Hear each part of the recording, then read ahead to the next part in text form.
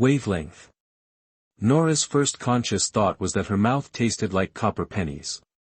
Her second thought came when she tried to move and discovered her wrists were secured to the wall behind her.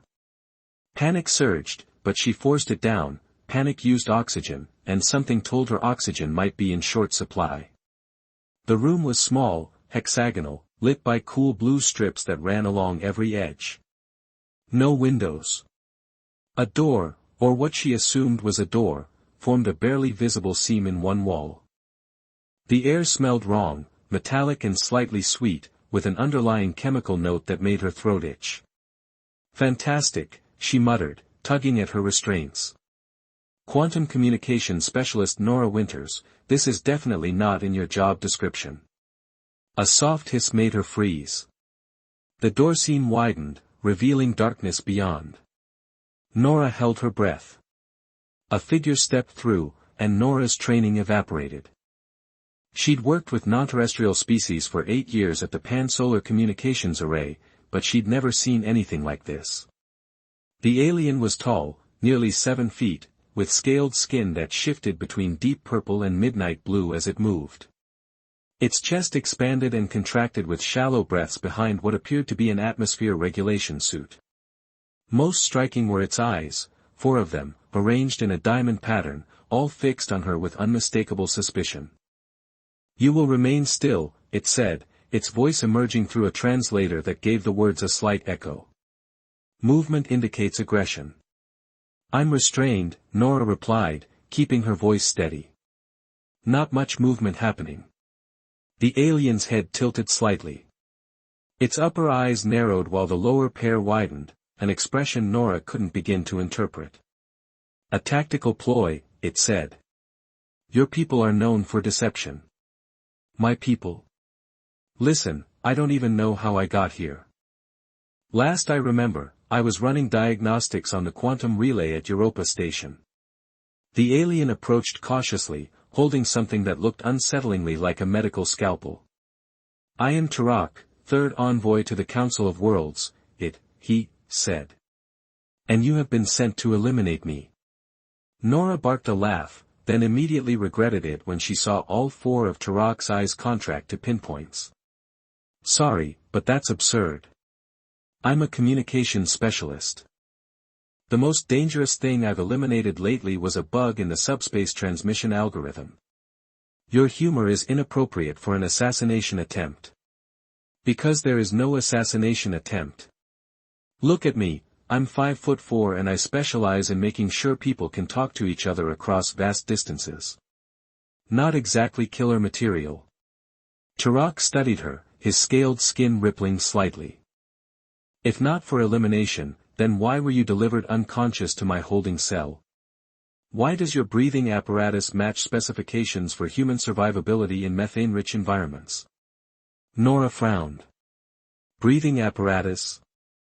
She became aware of a slight weight on her face, something covering her nose and mouth. Not restrictive, almost like it wasn't there. "I don't understand. Where are we?"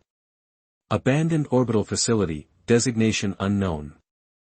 I awakened here 3 rotations ago after my diplomatic vessel experienced critical system failure." Tarak moved closer, scalpel still raised. "You were brought here during my sleep cycle." The lights suddenly flickered, and a low groan echoed through the walls. "That's the 3rd time," Tarak said, glancing upward. "The station's systems are failing." A computerized voice crackled through hidden speakers, life support efficiency at 68%. Atmospheric composition adjusting. Methane levels decreasing. Tarak's scales darkened in what Nora guessed was alarm. This facility was maintaining methane-oxygen separation. If systems continue to degrade, we'll both be breathing poison, Nora finished. "Listen, Tarak, I don't know why I'm here either, but we clearly have bigger problems. Maybe untie me so we can figure this out together." Tarak hesitated, all 4 eyes blinking in an unsynchronized pattern. "If you attempt to harm me, I won't. Promise. Diplomatic immunity and all that." After another moment of consideration, Tarak approached and pressed something against her restraints. They retracted into the wall with a soft click. Nora rubbed her wrists, noticing for the first time that she was wearing an unfamiliar uniform, gray with blue piping along the seams. Thanks. Necessity, not trust, Tarak clarified, stepping back. The station groaned again, the sound of metal under stress. Let's find the environmental controls, Nora suggested, standing carefully. She felt lighter than she should, the gravity was set to about 0. 8G, she guessed. I might be able to stabilize life support if I can access the system. You have such skills. Quantum communications means understanding how systems talk to each other. Life support systems, like everything else on a space station, need to communicate. Tarak considered this, then gave a short nod. Follow. Stay visible. They moved into the corridor, which was illuminated by the same blue strips. The walls were smooth, almost organic in their construction, curving gently in ways that felt wrong to Nora's earth-trained eyes. This isn't human architecture, she noted. Nor Methri, Tarak replied, naming his own species. Ancient design. Pre-covenant. As they walked, Nora studied the breathing apparatus on Tarak's face. It covered his nasal slits and mouth, with tubes connecting to a small pack on his hip. Her own felt much simpler, almost like a second skin over her lower face. The station must have recognized our different atmospheric needs, she mused. Put us in the same room but gave us ways to breathe. The question remains, why bring us here at all? They reached an intersection where the corridor branched in 3 directions. Each path looked identical. Life support efficiency at 65%, the computerized voice announced. Atmospheric separation barrier degrading in sections 7 through 12. That can't be good, Nora muttered. A sudden hissing sound made them both turn. From one of the corridor branches, a thick mist was seeping through vents in the walls. Methane discharge, Tarak said, scales rippling in concern. Your breathing apparatus may not filter high concentrations. And oxygen will be toxic to you in large amounts, Nora added. We need to move. They hurried down the opposite corridor, the mist slowly advancing behind them. The passageway ended in a circular chamber dominated by a central console. The architecture here was different, more angular, with definite human influence in the design. Someone modified this place, Nora said, approaching the console. The interface was a mess of different technologies, some sections with holographic controls that looked human standard, others with unfamiliar haptic surfaces that must have been designed for non-human appendages. Tarak moved to her side, studying the console. Can you access life support? I'm trying. The system architecture is unusual. Nora ran her fingers over the interface, trying to make sense of the command structure. It's like multiple systems layered on top of each other, spanning different technological eras. Life support efficiency at 62%, the system announced. Warning, methane-oxygen barrier breach imminent in habitation section. Nora's fingers flew across the interface. I think I've found the environmental subsystem, but access is restricted. Can you override? Working on it. She traced a series of command pathways, looking for vulnerabilities. This doesn't make sense. The system is actively resisting correction. Almost like. A new voice, different from the automated announcements, emanated from the console, adaptation parameters insufficient. Test subjects demonstrate basic cooperation but lack true symbiotic potential. Nora and Tarak exchanged alarmed glances. Test subjects. Nora echoed. Experiment will be reset. Please return to your designated containment areas for recalibration. I don't think so, Nora muttered, working faster. Tarak, I need to bypass the primary control node. Can you see anything that looks like an emergency override? Tarak scanned the console, then pointed to a recessed panel. There. Those markings are similar to Methri emergency protocols. As Nora reached for the panel, the light suddenly dimmed to blood red. A high-pitched whine filled the air. Non-compliance detected. Implementing containment protocols. The chamber doors slammed shut. Life support reconfiguration initiated, the system announced. Atmospheric harmonization in progress. It's trying to force us to breathe the same air, Nora realized with horror.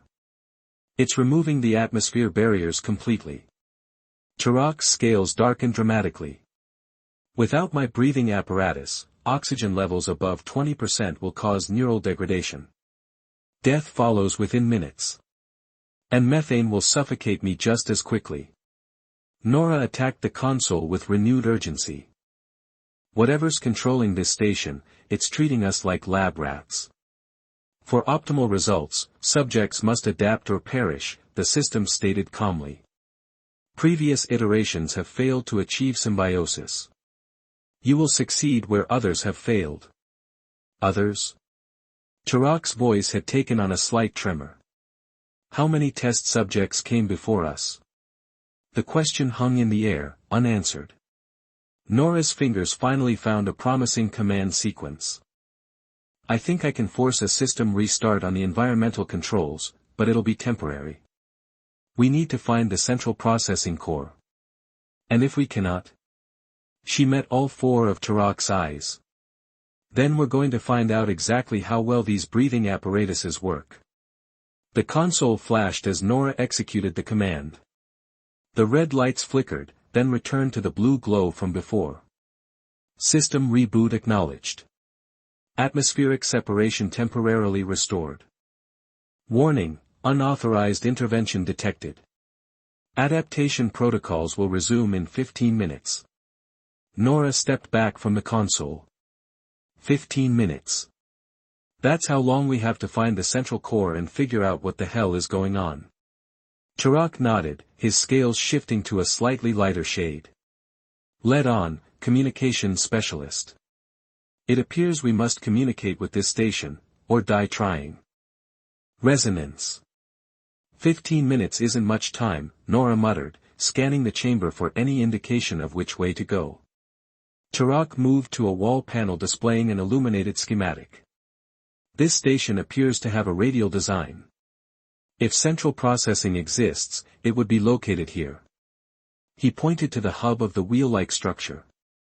3 levels down from our current position, Nora confirmed, studying the map. But look, these sections between us and the core are marked in red. Decompressed areas? Or worse. She traced a potential path with her finger. We'll have to go around through the maintenance tunnels. As they moved toward a narrow access hatch, the station's voice returned, 13 minutes until atmospheric recalibration. Test subjects are advised that separation barriers between methane and oxygen will be systematically removed. Turok's scales rippled in what Nora had begun to recognize as anxiety. The previous test subjects. I wonder if any survived. Let's make sure we do. Nora pried open the access hatch, revealing a cramped tunnel bathed in dim emergency lighting. After you. My height makes me less suited for confined spaces, Turok observed. Fair point. Nora ducked into the tunnel first, crawling forward on hands and knees. The metal was cold beneath her palms, and pipes ran along the sides, occasionally releasing bursts of steam that made her breathing apparatus work harder. Behind her, Turok moved with surprising grace despite his size, folding his long limbs to navigate the narrow space. Can I ask you something? Nora called back as they crawled. What exactly does a third envoy to the Council of Worlds do? I mediate disputes between oxygen and non-oxygen breathing species, Turok replied. An appropriate irony, given our situation.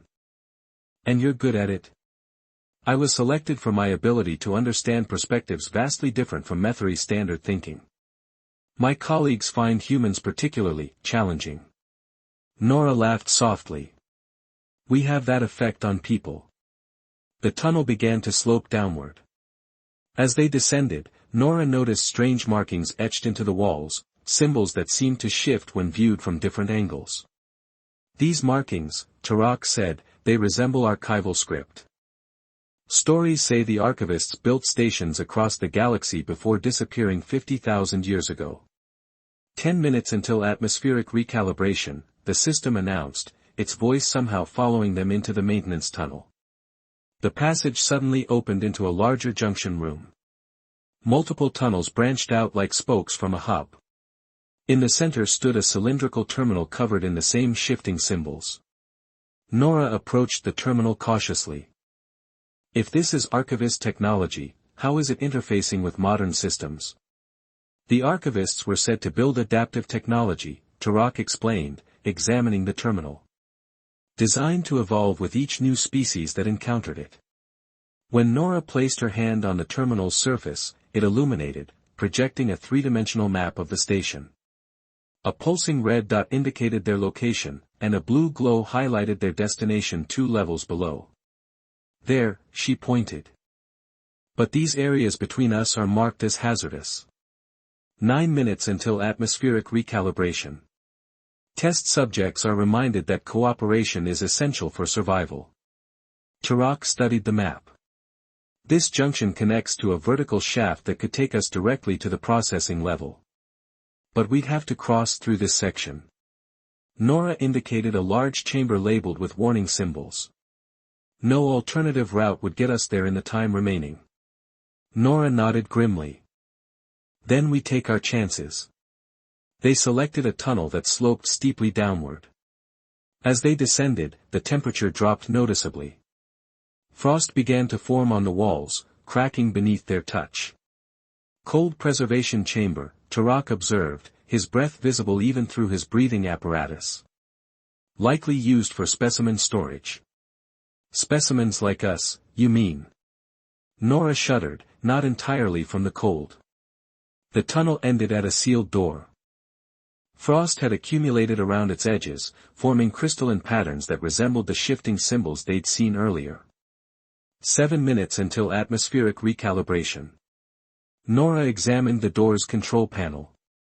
It's locked down. Safety protocol, maybe. Turok reached past her, his scaled fingers tracing a pattern on the icy surface. Methuri Diplomatic Corps requires familiarity with ancient security systems. This design predates electronic locks. With a series of precise movements, he pressed specific points on the panel. The door shuddered, then slid open with a groan of protest. Beyond lay a vast chamber filled with preservation pods arranged in concentric circles. Each pod was frosted over, making it impossible to see what, or who, might be inside. The floor was elevated above a lower level visible through transparent sections, where machinery hummed and pulsed with blue-green light. The central cooling system, Turok said, indicating the machinery below. Nora checked the projected map. We need to cross to the far side. There should be an access point to the central core. They moved carefully between the rows of preservation pods, their footsteps echoing in the cavernous space. Nora couldn't shake the feeling of being watched. Turok, she said quietly, do you get the sense that these pods might not be empty? Before he could answer, a mechanical whir filled the chamber. One of the pods nearest to them began to defrost, its icy surface clearing to reveal the contents within. Nora gasped. Inside was a creature unlike anything she'd ever seen, vaguely humanoid but with translucent skin that revealed a complex network of light-conducting fibers instead of a circulatory system. An archivist, Turok whispered, all 4 eyes wide. I never thought I would see one outside of historical renderings. The pod's surface continued to clear, revealing more details. The archivist was connected to the pod by dozens of filaments that pulsed with the same blue-green light as the machinery below. 5 minutes until atmospheric recalibration. Stage 2 testing will commence. Suddenly, the preservation pod cracked open. A rush of frigid air escaped, carrying with it the scent of something ancient and alien. The archivist didn't move, but the filaments connecting it to the pod began to pulse more rapidly. A new voice filled the chamber, deeper, resonant, speaking in a language neither of them understood. The station's system immediately translated. Test subjects have progressed further than previous pairs.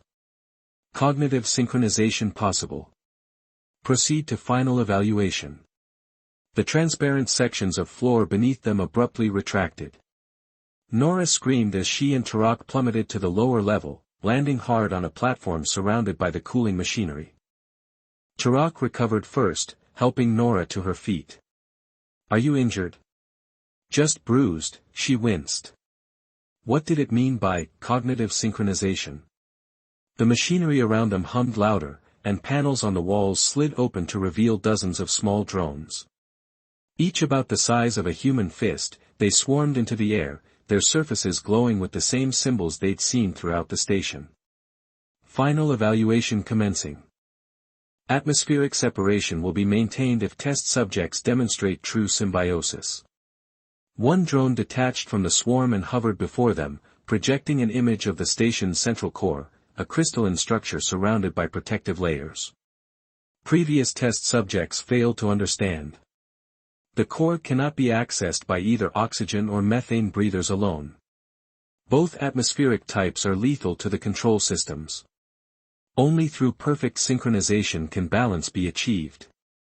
The drone's projection changed, showing two distinct pathways leading to the core.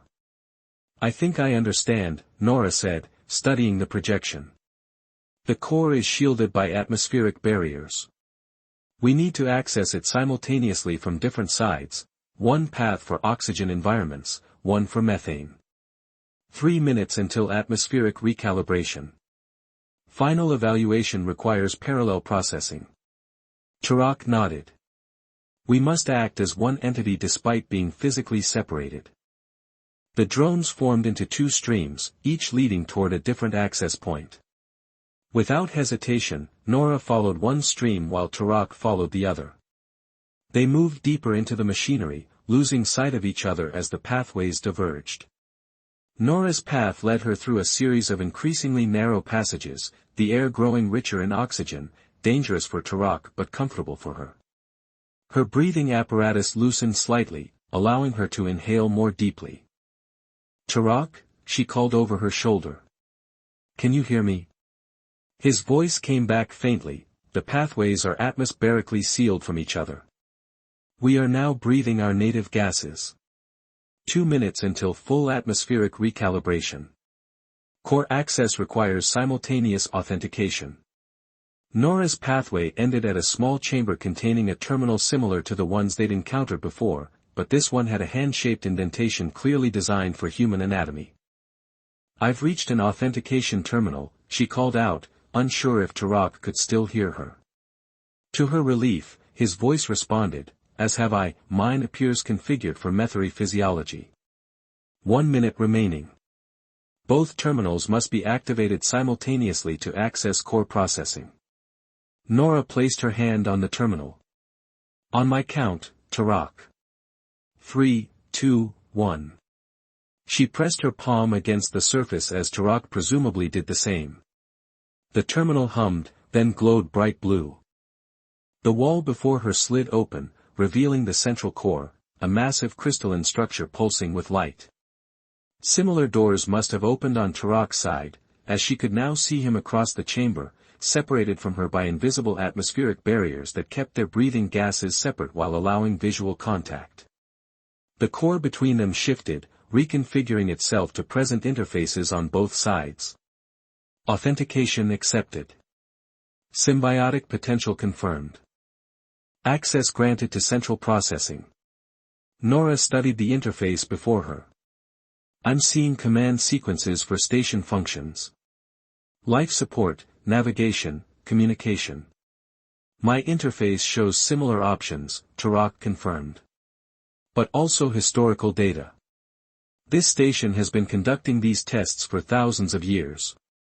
30 seconds until atmospheric recalibration. We need to override the recalibration," Nora said urgently. "And find a way to contact our people." There, Turok pointed to a section of his interface. "Beacon protocols. If we can activate the station's emergency beacon, both human and methary vessels might detect it." Working in parallel, they navigated the interfaces, each handling functions that corresponded to their species' technological strengths. Nora focused on communication systems while Turok worked on stabilizing life support. 10 seconds until atmospheric recalibration. Almost there, Nora muttered, fingers flying across the interface. 5, 4, 3. The cores suddenly pulsed, the entire chamber filling with brilliant light. The countdown stopped. Recalibration overridden. Test parameters satisfied. Symbiotic potential established between human and Metheri species. The light from the core coalesced into another projection, the image of an archavist, more detailed than the one they'd seen in the preservation pod. For 50,000 years, this facility has tested species pairs for cooperative potential. Most fail, unable to overcome instinctive distrust or biological limitations. You are the 27th successful pairing. Nora exchanged a look with Turok across the atmospheric barrier. What happens now? Emergency beacon activated. Your vessels will be guided here. The knowledge contained within this archive is now accessible to both your species. Use it wisely. The projection faded, leaving them in silence broken only by the gentle hum of machinery. Third envoy to the Council of Worlds, Nora said with a small smile. Looks like your diplomatic skills paid off. Turok's scales shifted to a lighter shade, his version of a smile, she realized. And your communication expertise. Together, we have opened a door our ancestors could not find. External vessels detected. Docking protocols initiated. As the station prepared to welcome their rescuers, Nora placed her palm against the atmospheric barrier separating her from Turok. After a moment's hesitation, he raised his hand to meet hers, scales against skin, separated by an invisible wall that had, paradoxically, brought them together. Next time, Nora said, let's meet at a regular diplomatic conference. Agreed, Turok replied, all four eyes crinkling slightly. Preferably with less risk of atmospheric poisoning. Around them, the ancient station hummed with renewed purpose, its 50,000-year wait finally over.